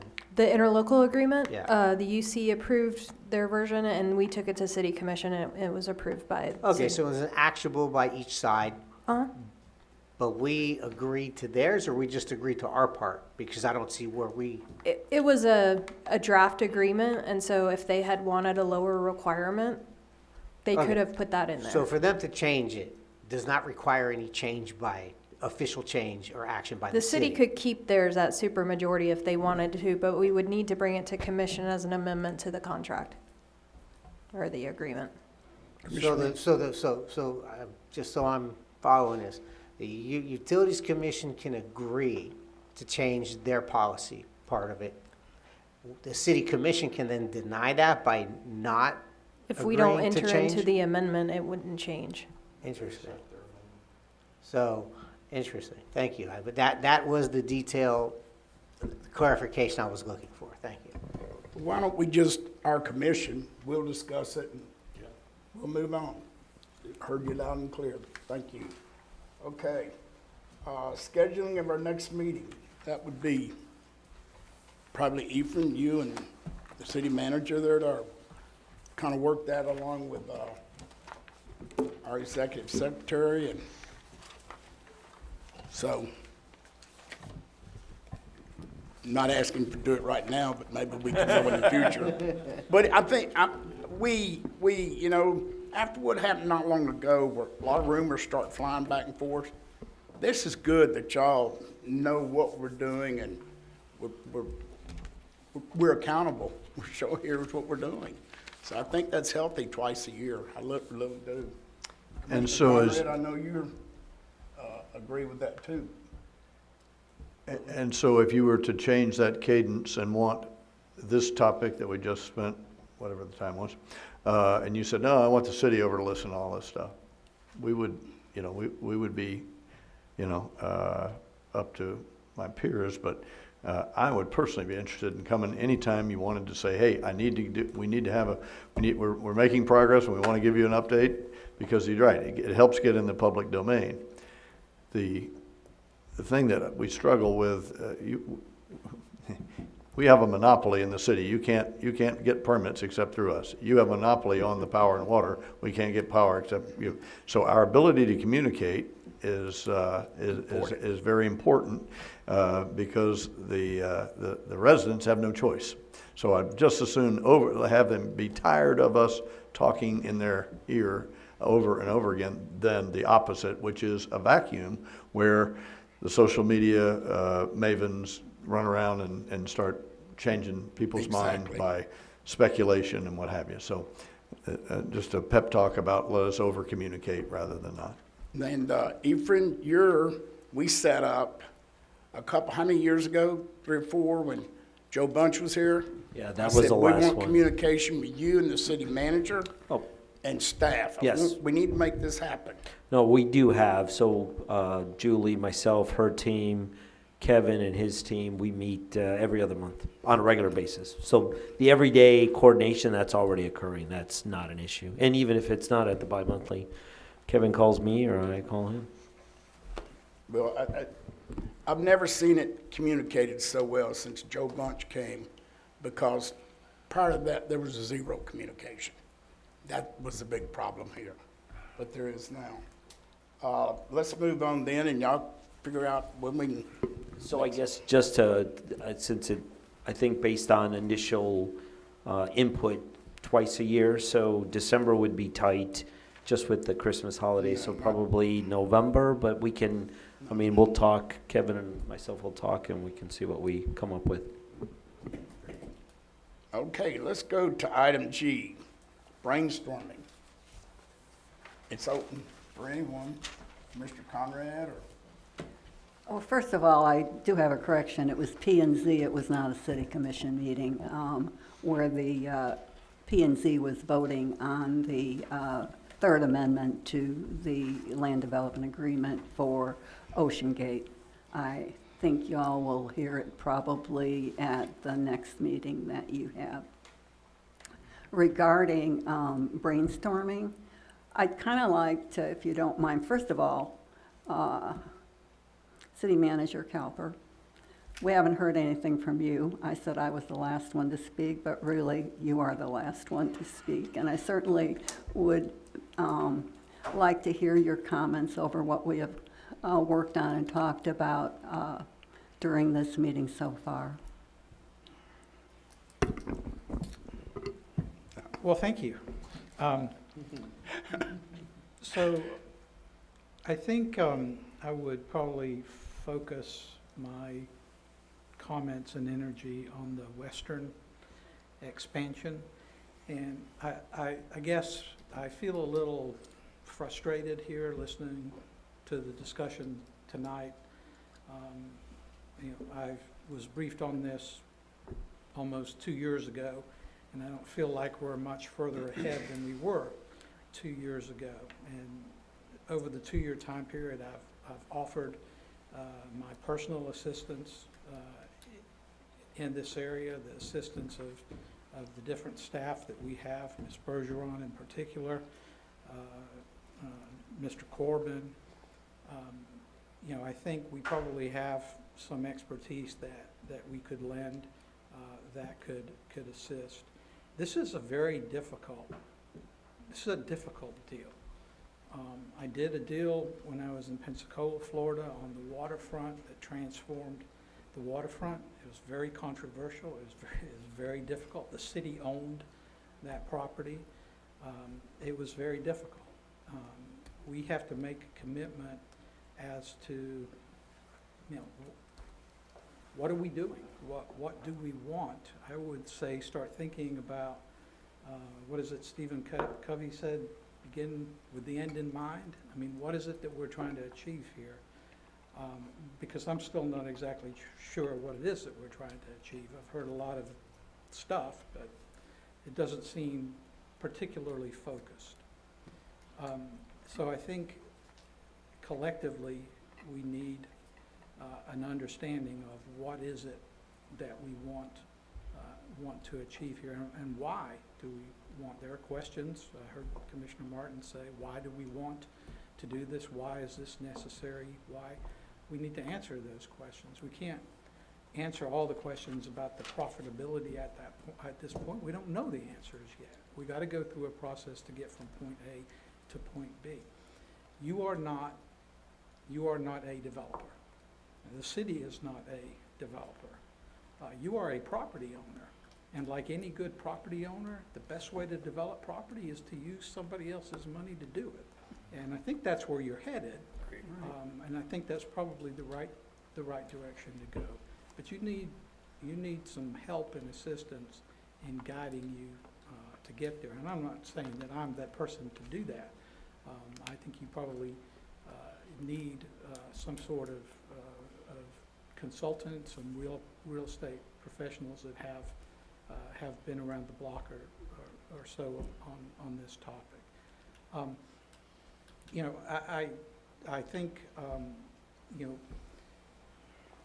and I apologize for taking up all 15 minutes of your 15 minutes, but. That's 15 minutes per person.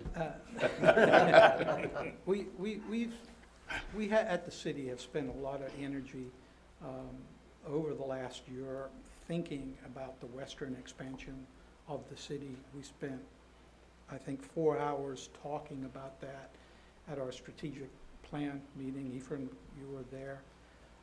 And it's very complicated, and we're trying to understand exactly what development has been approved, what the timing of the release of that development will be going forward so that we can anticipate what our infrastructure needs are. And when I say infrastructure, I mean that in the broadest sense.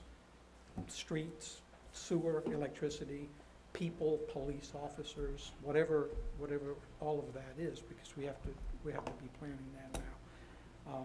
I've asked Assistant City Manager Nybert to head that up in developing a plan. He's working with Development Services Director Corbin and our Economic Development Director as well to do this sort of strategic planning. And just like Ephraim said before, just like the budget, this is a projection, a forecast, and you know we've got a lot of considerations, and predicting what the development community is going to do and when they're going to do it isn't always easy. But we're going to put together the best models that we possibly can to try to predict that development, and we're already getting our arms around it. And then with that information, I feel good that we can go to the MPO and say, we need this road when we need this road, and go to FDOT and say, we need these improvements, whatever the case may be. But I think, you know, we have to work together collaboratively to get this done. And, you know, your piece of property is very important to you, and it's very important to the future of the city. But it's not the only piece of property out there either on the western side. You know, I would strongly suggest that you know, this property is massive. This property is an opportunity for something special. You know, I think you need to put it out there early, that this will be a marquee sustainable development, that it will employ the best sustainable practices that we can possibly do. That sort of stuff needs to be in your RFP. You need to throw that out there now. We do not want anywhere USA development. We want this to be the most sustainable type of development that we get. Now, I'm saying that's what I want for New Smyrna Beach.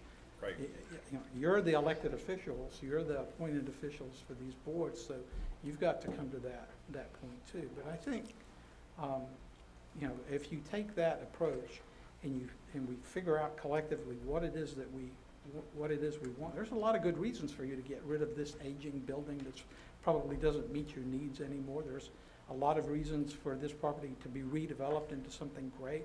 Canal Street is great. There's all kinds of reasons to do it, but ultimately it has to make economic sense for you to do it as well. So anyway, I apologize that my comments were rambling and probably unfocused, but you asked, so I. Thank you very much, I appreciate it. Yes, ma'am. And we all feel the same way there. We want it perfect, above scale. That's the whole conversation we're having when we do talk about it. So, any other comments? think what you said is really important, that this project sets an example for what can be done, and resilience, efficiency, design. There's all kinds of things that can make this really a landmark project. That's the goal I think we all share on the commission. What you just said there, Kevin, a consultant, somebody really guides you in the right direction. And I brought this up, and it was, I don't know why it was shot down, but we spent $50,000 at least for a study with economist Dr. Fishkind. And Dr. Fishkind has consulted y'all, the city, in the past, and he's consulted major developers around the state. He knows what he's doing, and he knows the people to talk to. So what I'm gonna recommend to my commission, we need to dust that study off, get him back so he knows all these people. Let him see what these two things we got. And I like that idea. That's the person I feel we need. If there's somebody better, I'd like to know, but this is a guy you can trust. He's the real deal. So I'm gonna follow up on that. Thank you. You got anything to say from? No, I mean, I think the comments are, it is a complex issue with that land because in its current form, it is zoned as agricultural, so the value of it will not, it's sold as, almost as is. The value is in the dollars to be spent by a prospective developer to then make that mixed-use commercial. That's, of course, and the basis of Fishkind's proposal was, of course, we're not in the development business, but to maximize the value, whoever does that conversion, that's where unlocking the value. You sell it today as is, it is definitely X amount per acre, but converted or at the new zoning, it is a much higher value. So one other thing I will, clarify as well as it relates to the RFP that we issued, and we've had discussions, each commissioner individually, unlike a private entity, let's say we wanted to transact with a certain developer. If we were able to come up to, agreed upon terms and conditions, wrap around a contract, the issue is that we as a government or municipal utility cannot just do that. So that's where, when we set up the structure for the RFP, component A and component B, we worked with Gray Robinson's counsel, and I believe within their firm is Scott, and he had experience in dealing with these unique types of deals. So what his role is, based on that experience, that's how it was drafted. Now, based on, as we've all discussed, we have to go back, analyze it. We realize the feedback that we received. We'll go back, discuss with Scott, how can we modify this proposed or the RFP to then make it a little, in essence, make it where it is not, doesn't appear to be one-sided, that there is some sort of additional positioning, so that way there is then incentive for a developer.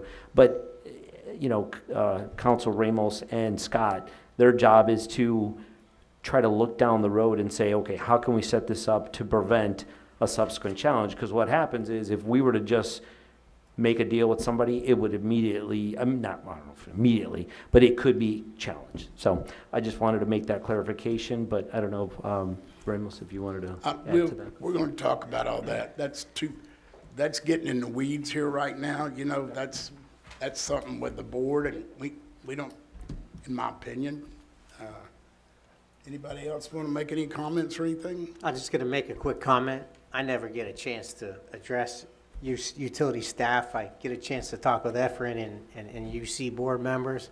I just want to say what a great job you all have done in so many ways and so many places. The fact that I can call when my power's out and actually someone answers the phone, I think I dialed the wrong number. You know, your communication is stellar. I can pull up on my phone where the power is out, and it gives me a very clear diagram of where it is and how many people are out. And I just think it tickles me to death. You guys are doing a phenomenal job, great job. I'm so proud and excited how far the city and the UC has come in working together. I mean, gosh, I remember when city commission meetings were in this room, but that was about the closest that the city commission and the utilities commission ever spoke. So I'm very excited. I want to congratulate y'all, staff, from doing a great job. Keep it up. Efren, great job. This board, like I said earlier, I love the open dialogue. I love the fact that it's not easy. It's not going to be easy. So, and as the mayor said, I'm willing to come back and sit at this table and offer anything that I can, if it helps, anytime. So thank you for the meeting, and I'm happy. To me, this was a very effective meeting. Thank you. Thank you. Commissioner McGurk does misdial. He calls me weekly, and he thinks it's the utility commission. I've been faking it for a while enough to get him down the road, but you know, I'll take those calls anytime from Jason. I think Commissioner Martin brought up one of many good things, and I think, buddy, in addition to the what and the how, there may be many residents out there asking why. Why would you do it? I get the best value. I get it's a lot of money. I get it could be a valuable piece of property if zoned differently, but there's going to be some why questions, and I'm not sure that our abilities to tell that are up to the needs that will be out there by the city. I think that's why Commissioner Devine said we may need help in communicating our why and our what, and eventually our how. But don't underestimate that. There's so many people who have been here forever and a day that say, "What the hell are you guys doing? Why don't you just leave it alone?" You know. And so you kind of got to scratch that itch before you get to Absolutely. Before you get to how. They want to know why, and then okay, now what is it, and eventually how are you going to get there? None of the people out there are experts. I've been here for 30 years, and blah, blah, okay, got it. But they're not experts. We're not necessarily experts. And as Mr. Cowper said, maybe you need help even asking the right questions, right? And I love it. Using other people's money ahead of yours. I mean, all those are very, very good points. So anyway, I think why we're doing it, and if buried in that is if we should do that. That's what's buried in that. So, and I agree with you on that. But the timing with the PR firm was just moving a little fast. We need, like where we are, the timing when it's right. We need to do it. So I feel, but it's going to be an interesting. It's going to be an interesting project, and hope it works. I mean, I know why. This building's old. We got the #1 elevator in the state of Florida right in that room in there, the first elevator in Florida. And it's dangerous when you get on. It scares you a little bit. That's one reason why. But anyway, the building and downtown, it's needed. It's vibrant. The parking behind we got this whole square block having parking back here for downtown. City's going to have a brand new building out there. You said a while ago, Kevin, what? I can close my eyes and see exactly what it's going to look like. I can visualize it. I'm just trying to convince Will Roberts, our tax collector, to go right beside us, and he's close, to be right out there with us and clean that other building up over here. That'd be nice. We're working on that. I can see what. I think I know how, too. I'll bring that up our next workshop, because it's been a lot of work put into it. And I'm glad it's being talked about like this so openly. So now we all know where we are, and we'll do our best I can to get this thing moving forward even more, because it is really in the best interest of this city 50 years out. That's what I'm looking at. And it goes fast for those of you who've been here that long. I'm one of them. All right, anything else, anybody? I sure have appreciated it, and thank you, board. You're all great to work with. And city commission, this is one of the best city commissioners I've ever seen in my life. The use of the land. We've already gone on that. Let's see. Water consumption, we discussed that consumption, didn't we? The water treatment. Water consumption, So that last section, we were gonna have there is a presentation in here that we were gonna discuss at our workshop in August, but it is in your materials, but I would leave it up to, and I believe it was the items that were brought up about water consumption. So if there wants to be a discussion at this one or at the August workshop, it's totally up to you, Chairman. we just make sure, tell everybody we got plenty of water. Ephraim, let's reinforce that. So I brought that up to Mr. Chavez and said, hey, there is a concern out there that the aquifer is a valuable resource that is being overtapped, and so rather than have the vacuum of absent information, nobody better than to get it from the UC. And I think I've read the stat that said we're pulling out 54% of what we're allowed to pull out, and we've been under that for decades. So there are many concerned about the water supply. So if we can communicate that widely, go ahead for it, Ephraim. I'll address that real quick, Ephraim. You don't know this. I worked on a project recently, and I met with the secretary of the St. John's Water Management District in a very casual setting. We had dinner and we talked about a bunch of things. And I asked him about the water supply, and here's what he said. He said, buddy, y'all got enough water for 60 plus years. Don't even start. You got plenty of water, trust me. That New Smyrna area and their wells are solid and safe for a long time. So that's straight from him. That's their deal to talk about anyway. St. John's. So, Excuse Chris, me? buddy.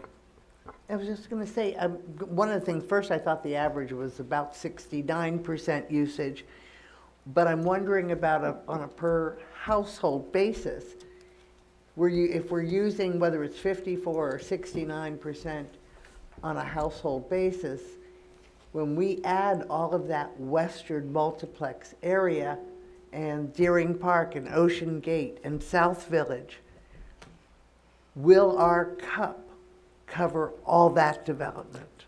Yes. So, so Debbie, go back to the first slide, if you could. There you go. So this is in your packet. So just go to that first slide.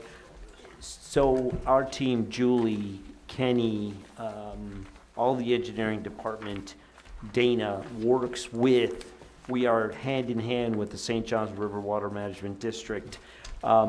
Our cup, so when we were doing the bond issuance back in 2020, we got approval for another 20 years.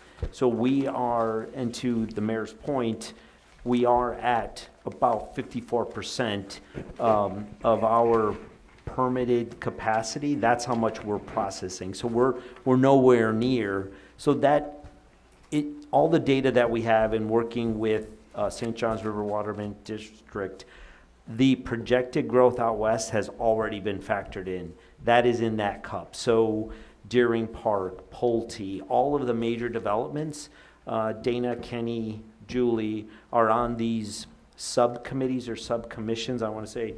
NSBU participate it's in the fourth bullet point, 2027 St. John's River Water Management, Central Springs East Coast Regional Water Supply and Upgrade. It includes all of that growth. So from that standpoint, we are covered. That Florida aquifer covers Georgia, South Carolina, and Alabama, and of course we're in that part in the Florida area. But we did have, and we continue to have, a social media campaign around these principles. There was some questions probably a few months ago that was provided, and it would have been provided to all of our commission as well as to the city commission, to that same information. Commissioner Perrine, the mayor, had specific questions. We sent responses. This presentation in here summarizes all of that. But we are not running out of water. Our projections, the growth in the western portion of that territory is incorporated into our numbers, and we are always working with St. John's around that. So that cup that goes, it's got 20 years and it'll come up in 2040, that cup incorporates that growth. I'll ask my team. Dana, am I missing? Okay. So, you know, and we monitor this stuff very closely. On each customer, the average use per customer continues to go down. So from that standpoint, just because things are more, the appliances you buy, people are good about using their water. The other biggest asset that we have is the reclaim that we generate. So every new development, just as every new development is required to have electric undergrounded, it is required to have reclaimed. So therefore, anytime you have that reclaimed, it avoids using potable water. All the other measures, the pellet softening, that I know, Commissioner Chairman, it's 30 years at the extension of the plant. In essence, it provides, we're able to process water using that pellet softening and avoiding doing the reverse osmosis or that desalinization. We defer that. That's the 30-year deferral on that. So everything we're doing, as we had indicated earlier, to address your point, how do we produce and do what we do well? We're constantly planning and trying to be proactive and not reactive. So these programs on the pellet softening, that is a huge improvement in the processing of water efficiently, and in essence extending we avoid costly reverse osmosis. We have 23 wells across 4 well fields. There's proper rotation and management on those well fields to ensure that they're maintained, they're rotated. So therefore, we're not drawing from any one, we're not overdrawing on a well to dry it out. So we will continue, Danielle Wood and Ellen will continue that social media campaign, because it's like, is there, you know, what is it, the woolly, the creature in the woods that everyone talks about, you know. There you go, Bigfoot.